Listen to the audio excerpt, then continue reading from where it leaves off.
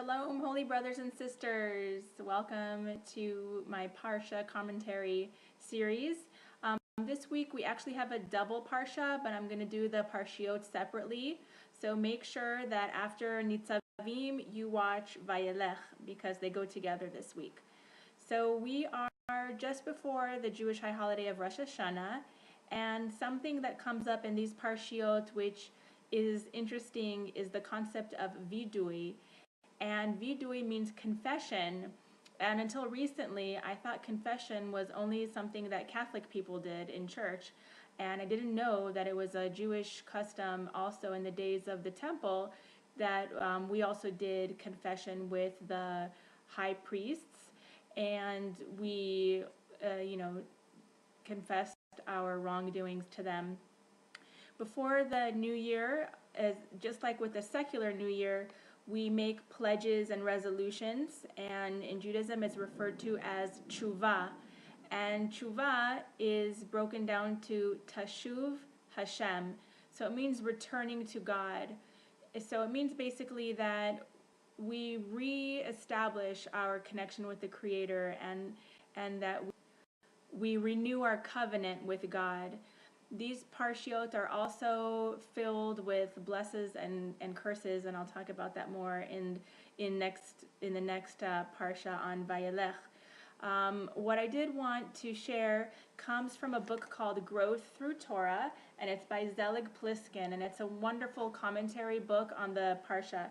And this one comes from the pasuk that says, והיה כי יבוא אליך כל הדברים האלה הברכה והקללה אשר נתתי לפניך והשבת על לבביך.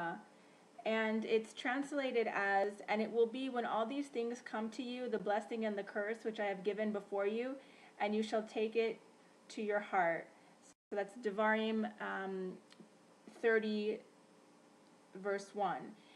And what Rabbi Pliskin is talking about here is when you utilize all of life situations for growth, you will experience joy.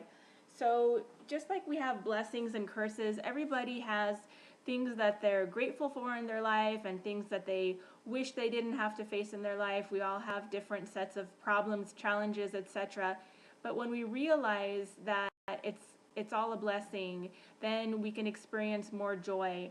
You know, there's a saying that life is 10% what happens to us and 90% how we react to it. So it's really up to us to decide how we are going to face the circumstances and the challenges and the cards that we were dealt with in life. In Pirkei Avot, which is Ethics of Our Fathers, we also have the same concept, and it says, who is happy or who is rich, really? It's the one that is content with his lot in life. Mi ashir, mi shesamech bechelko. So it means that there's a human nature and a tendency that if we have 100, we want 200. If we have 200, we want 400. And we're never happy with what we have. And when we finally attain what we wanted before, then we raise the bar and we want something more, and we're never satiated. So we should be that way when it comes to spiritual pursuits. But when it comes to physical, monetary, and materialistic pursuits, we should be really satisfied with everything that we're given. And that's really the channel that opens us up for more blessing. So rejoicing in the good that God gave us is a commandment that we had from last week's Parsha. And to further exemplify how each of us really has so much to be grateful for, I made this video a few years ago, and I want you to see it now, and it's for you to realize really how much we have to be grateful for, and it will give you more things to be joyous about. So thank you for watching. Shabbat Shalom, and don't forget to also watch Parsha Vayelech this year of 2014 because it's a double portion this Shabbat. So Shana Tova Umetuka. How would you feel if you discovered that you just won the lottery? You'd be pretty happy, right? Well, I'm here to tell you that you are already a multi trillionaire, and you just don't know that your money is in a hidden bank account. Now I'm going to teach you how to tap into that account and realize the resources that you have. Imagine that you had $1 billion, and imagine that you lost your eyesight. What would you pay to have your vision back? I would pay $1 billion to be able to see again. Now, imagine that you had $1 billion and that you lost your hearing. How much would your hearing be worth? A few million? $500 million? What would you pay to have your hearing back? Let's say $500 million. And imagine that you had $1 billion. How much would you pay to have smell, to have taste? Imagine that you couldn't taste anything, that chocolate mousse and chopped liver were both you couldn't tell any difference. Imagine not having the ability to enjoy your food. How much would you pay to have taste again? And now imagine that you didn't have arms. How much would you pay to have arms again?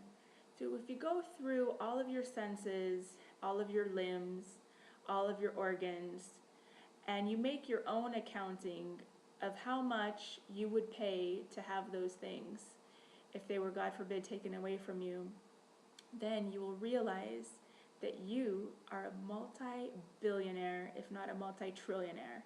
Now, take into account also things that you don't have. You don't have AIDS. Well, that's worth $1 billion. You don't have cancer. Well, that's another $1 billion.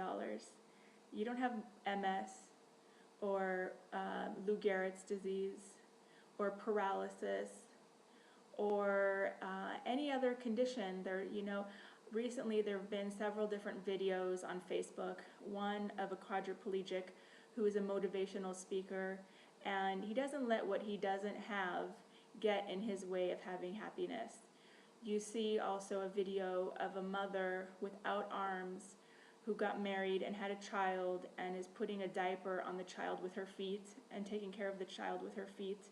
And she's not dwelling on the fact that she doesn't have arms. She's happy. She's happy that she's a mother. She's happy that she's blessed. You see a video of a man who's dying of motor neuron disease. His days are numbered. But what is he doing? Is he sitting around and moping? No, he's painting portraits. He's being optimistic.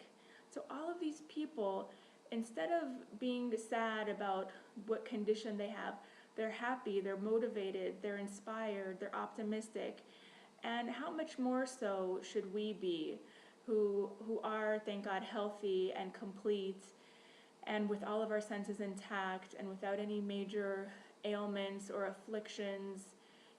We're so lucky, we're so blessed. Each of us, we're multi-billionaires. And if we lived in the reality of, being grateful for what we have, we would have a completely different experience, a completely different realization, a completely different life. Now, also, take into account all of the other things that I didn't mention, such as your children, your spouse, parnasa, if you have a job, or if you have a spouse that makes ends meet for your family. Look at all of those things, the roof over your head, the clothing that you have, the fact that you don't have to go on welfare or food stamps.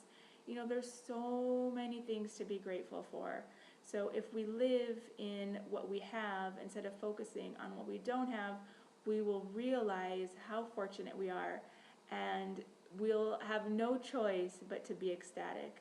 So I bless you to dwell in all of the goodness, and if you live in that place, then you can't help but to be happy. God bless you. Bye-bye.